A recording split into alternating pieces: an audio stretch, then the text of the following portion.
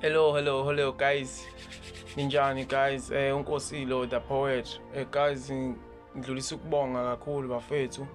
Kukona konke okwenzakalile. Sibonga unyaka odlule bafethu. Siyazi ukuthi ukudlula kwawo bafethu, unyaka odlule bafethu kunemphefumulo eminingi esale kuona.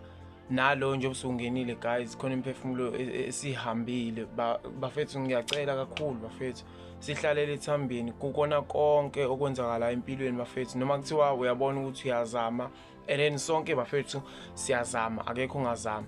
Njengoba umzamo wethu bafethu ingalingani and nezinto zethu angeke zizifike umkanye guys. Ngiyacela kulonyaka usaqala nje unyaka, ngiyanxusa kunina nonke bafethu ezindaweni ezihlukahlukene bafethu. Ngicela ukuthi singadikabali, sizame ngaso sonke isikhathi. One day bafethu sopopa kungekudala. Ngiyabonga kakhulu guys.